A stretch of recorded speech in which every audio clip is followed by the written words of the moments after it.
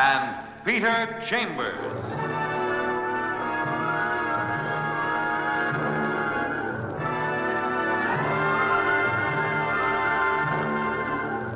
Created by Henry Kane, transcribed and starring Dane Clark. Private investigator, duly licensed and duly sworn, Peter Chambers.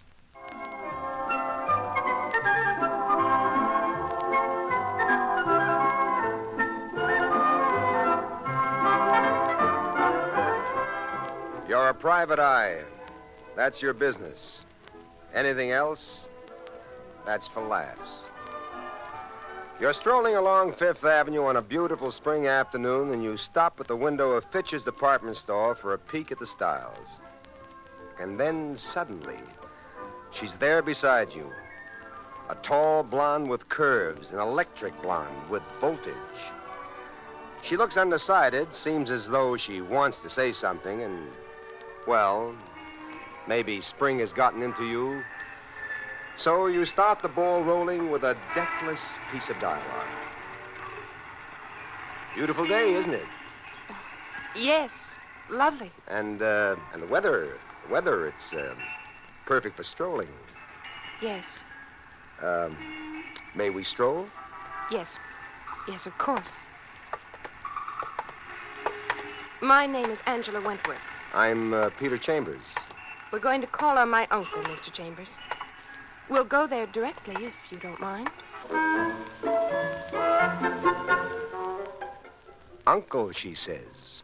We're going to call on my uncle. Well, it's springtime in Manhattan and the squirrels are out. But if that's the way she wants it, she's far too beautiful to argue with. So you accompany her to Madison, and in the elegant hotel, you ride up to the Tower apartment, and she nibbles with delicate knuckles on a thickly impressive door. My uncle isn't well. I don't want to wake him if he's sleeping. Do you have a key? Yes, as a matter of fact, I do. Well, then let's use it, huh? Oh, yes, I shall.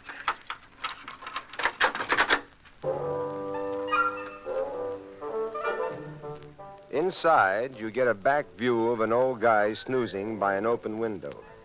You can't see his hands. They're in his lap. Angela taps you, and you tiptoe behind her into another room. She sits down and crosses her legs, and you've got trouble keeping your eyes away from her knees. But you manage. Well, do you have it? I beg your pardon? Did you bring it? Bring what? The earring. Earring? What? Where's my handbag? Handbag. Well, here it is. Oh, thank you. Yeah. Here. Read this. A clipping which I tore from the personal column of the Times. Please read it. Out loud. All right. Let me see now. If the lady who lost an earring at the art students' ball Friday evening will meet me in front of Fitch's department store Tuesday afternoon between 2 and 2:30, I shall be happy to return. Now, do you understand? Yes, I do, and I'm terribly sorry. Sorry? But why? Look, Miss Wentworth, I didn't insert that ad. You didn't, but... No, I just happened to be there, and, well, you were there, and, well, conversation sprang up. Oh. It's funny. Yes. Really funny. But I do think you ought to go now.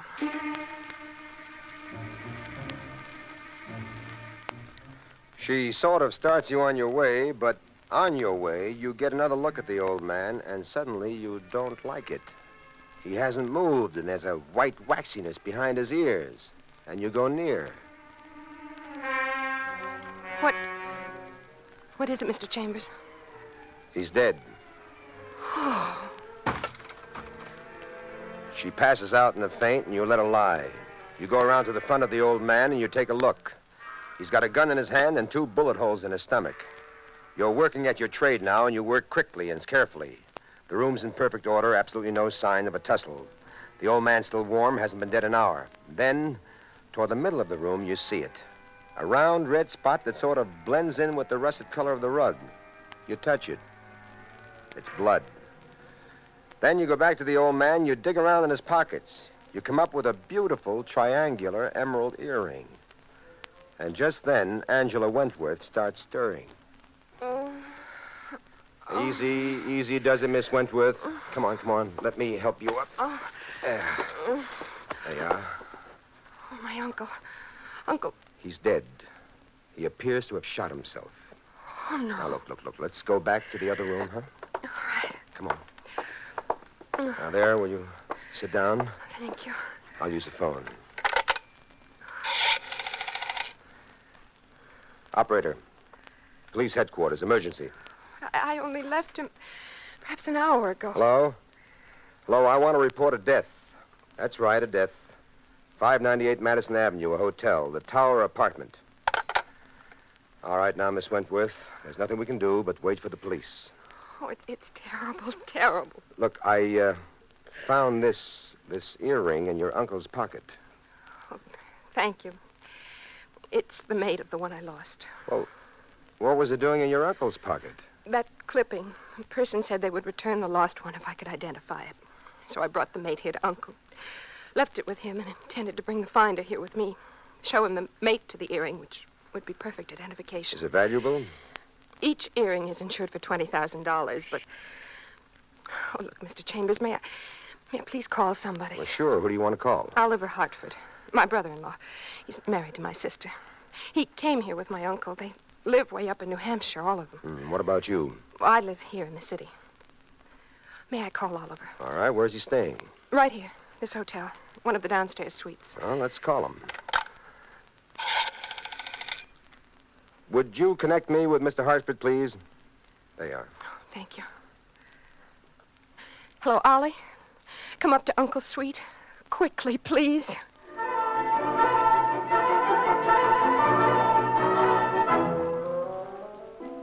The guy shows.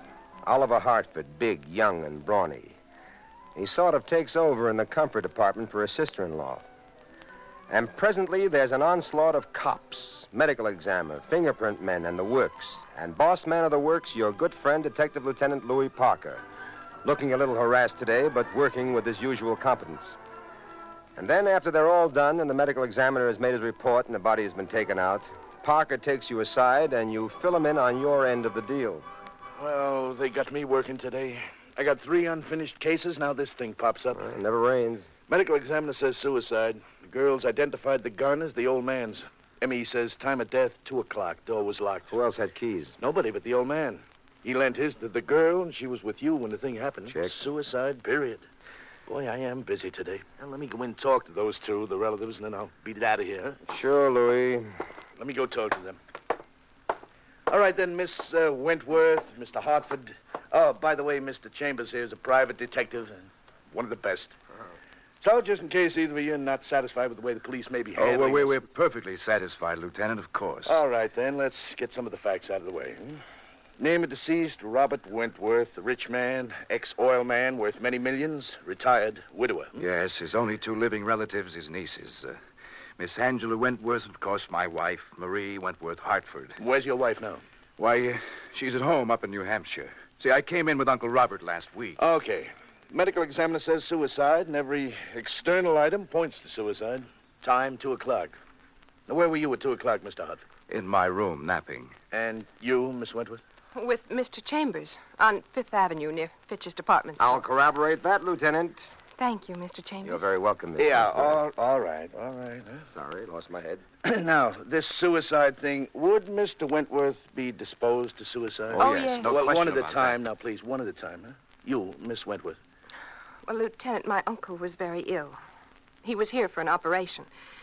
The doctors gave him very little chance. Did he know that he had this very little chance? Yes, of course he knew it. Better than any of us. Yeah. Seems to be clean cut, no loose ends. Mr. Hartford. Yes, sir. Would you accompany me downtown? I need a member of the family, many little items of routine. Why, yes, of course, Lieutenant, of course.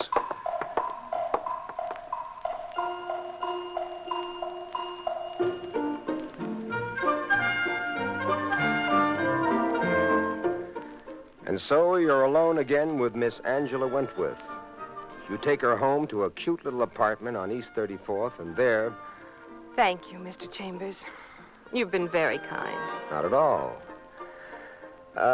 Look, Angela, ours was a chance acquaintance, but there's no reason why it should end there. No. No reason at all.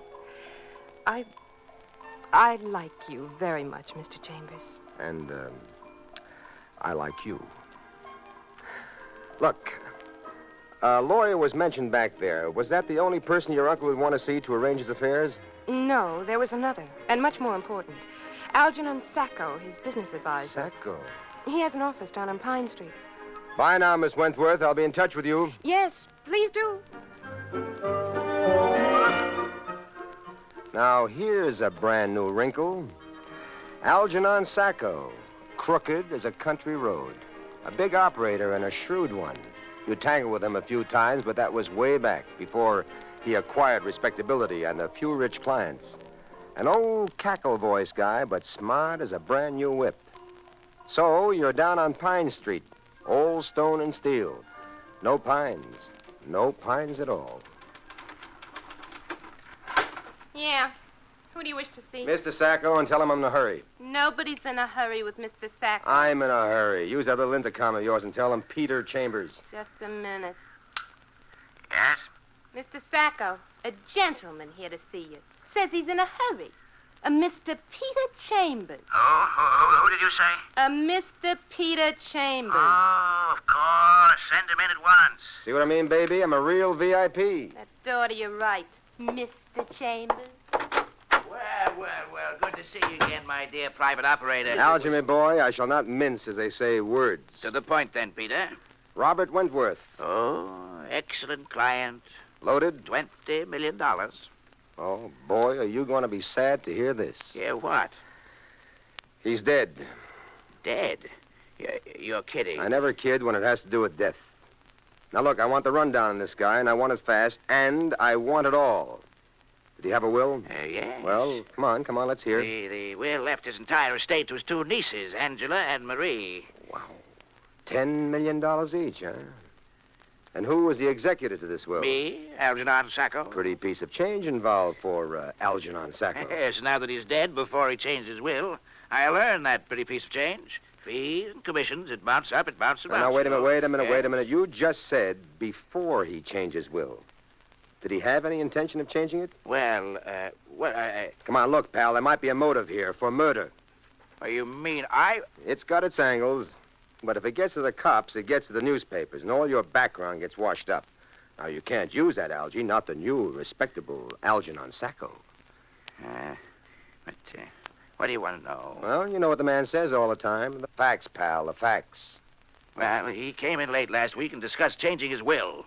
He felt that his nieces were well provided for, and he was making up his mind to leave his entire estate to medical research. Did you like that? No, I did not. So what did you do about it? So I got in touch with Oliver Hartford. After all, a change of will meant a loss to Mr. Hartford's wife of $10 million. And when your wife loses, you lose. What does Hartford do about it? I don't know. But he was going to tackle the old man and see if he couldn't talk him out of it. Okay, Algy, thanks for the information. Keep respectable, pal. Peter Chambers!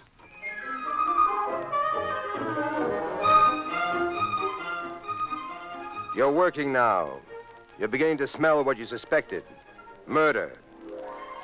You get up to Angela Wentworth's place, and she opens the door for you, and your eyes pop.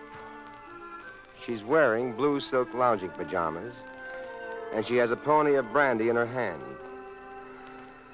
Blue silk lounging pajamas. They were born to be worn by Angela Wentworth. It's good to see you again, Mr. Chambers. Likewise, Miss Wentworth. You, seem to be rolling with the blow. Well, I've been thinking about it. Uncle Robert was an old man and very ill. Perhaps it was for the best. Look, at the ball you attended when you lost your earring... Would you like some brandy, Mr. Chambers? Well, I'll take a rain check on it. Now, that ball you attended, who went with you? I mean, who was your escort? Oliver, my brother-in-law. Uncle insisted.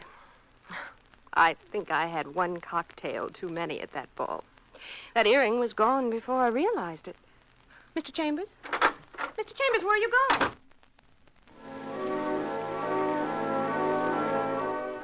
You're going to pay a social call on Oliver Hartford. You knock on his door, and he opens, and you pull your way in. Hey, what's the meaning of this? What's the matter with you? Nothing. Just got no manners, I suppose. Get out of here. I'm going, but you're coming with me. I'm going with you. Where? Downtown, police headquarters. And just what are we going to do there? I'm going to accuse you of murder. Oliver swings, you duck. You swing, Oliver ducks. But he doesn't duck good enough. He goes down and out. And as you finish the pivot of your swing, there stands Detective Lieutenant Louis Parker in the doorway. Real nice form, Pete. You're starting to get your shoulders into it. Huh? Thanks, Louis. Incidentally, apologies to the private eye. From whom? From me. I'm not busy anymore. So? So the old guy was murdered. He wasn't a suicide. That's my Louis. Got finished with the press of business, had time to think. If there's a spot of blood in the middle of the room, how come we find the old guy in the rocker by the window? Exactly. He was shot in the middle of the room. Yeah. Then he was pulled over to the rocker. The gun was wiped and put into his hand. Furthermore, downtown, a paraffin test shows the old guy never fired the gun, and that clinches it. That figures. Where have you been till now, Louis? Backtracking after you. Saw that Sacco guy, saw that Angela, read that newspaper clipping. He took her to the ball, Oliver did. Sure, and he stuffs her full of cocktails, then clips the earring. And sticks that phony ad in the paper. So he can get her out of the way. Then he goes in to see the old man, bumps him with his own gun, fixes it for suicide, and leaves. And the door locks on the clicker, so we got a locked room in the bargain. Well, what's our next step, Louis? Well, we take this bum downtown. Let's get him back to consciousness. We take him downtown and see how he acts under a bright white light.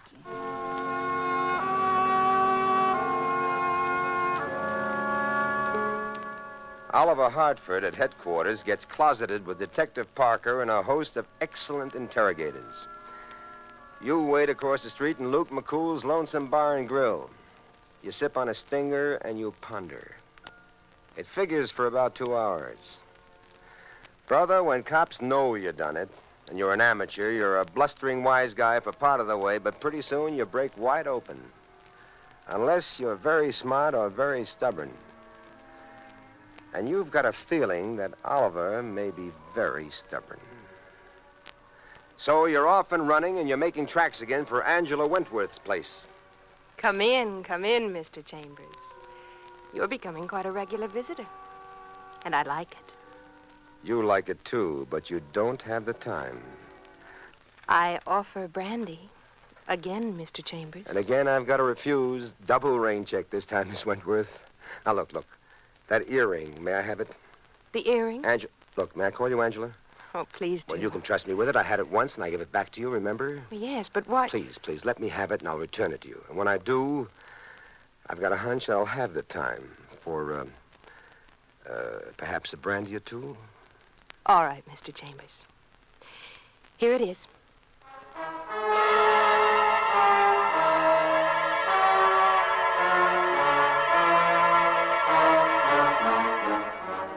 And so you're back in Luke McCool's Lonesome Bar and Grill across the street from headquarters, and you're trifling with stingers again when Parker shows up. And he hangs a face in front of you that's longer than a lover's kiss. Pete, boy, we've got us a tartar. Meaning who? Meaning that Oliver Hartford. Tough boy. What's tough? The guy killed Uncle Robert so that his wife could pick up 10 million solid simoleons. I know. There's no one else, Louis. No one else could possibly have done it. Nobody with motive. You're so right, boy.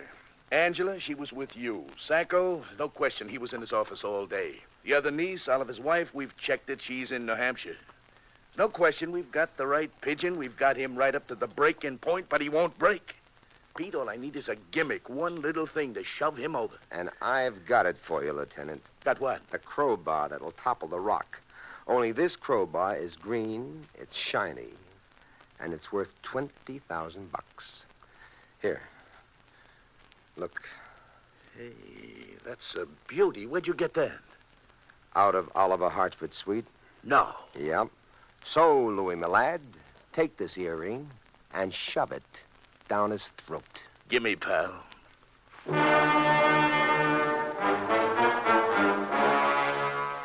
So you're alone once more, and you've got your fingers crossed. Psychologically, it fits. But if it blows up, you're going to be in the middle of the explosion. If it blows, it'll blow all over you. But 20 minutes later, Park is back, and he's beaming. He returns the earring and he claps you on the back. And a clap on the back from Parker is like a jolt to the jaw from Marciano. Got him good. Full confession, the works. Broke him down completely. Oh, and now he's up the other alley pleading for leniency. You tricked him, Louis. I tricked him. No, not me. That's my pride. I'm a straight cop. I tricked nobody. I know. So I had to trick you into tricking him. What are you talking about? The emerald earring. What about it? It's the wrong one. It's the one out of Uncle's pocket. The mate to the one that disappeared. The wrong one? Well, then where's the right one? Well, it must be where, psychologically, it ought to be. Now, you had the guy on the brink, Louis. There wasn't time to go looking for the right one, so I used the wrong earring for the right purpose, and it worked. So now... Let's go find the right one.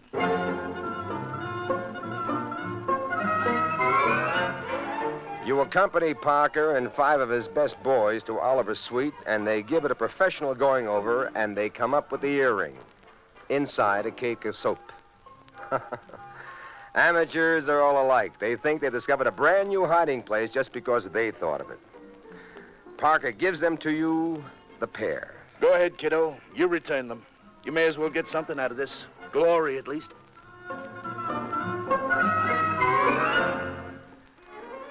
And so the private eye, in proper tradition, is back where he belongs, in the beautiful lady's apartment. He partakes of a bit of brandy, and then he presents her with a complete set of emerald earrings. Oh, Mr. Chambers, I don't know how to thank you. Think nothing of it, ma'am? A fee. Would you perhaps accept a fee? No, thanks. Nothing as mundane as a fee. But I just don't know how to thank you. Well, you think about it, Angela. Just sip your brandy and think. Come here, Mr. Chambers. Oh, I'm coming, ma'am. I think I know what you mean. Something like this? Oh, Mr. Chambers.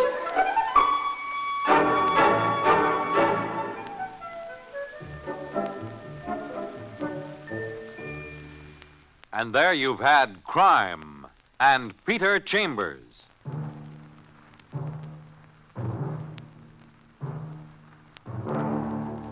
Dane Clark was starred as Peter Chambers. Crime and Peter Chambers transcribed was created and written by Henry Kane. Others in the cast were Bill Zuckert, heard as Lieutenant Parker, Joyce Gordon as Angela, and Bernard Grant as Oliver. It was directed by Fred Way. And this is Fred Collins inviting you to tune in next week, same time, same station, for Dane Clark in Crime and Peter Chambers.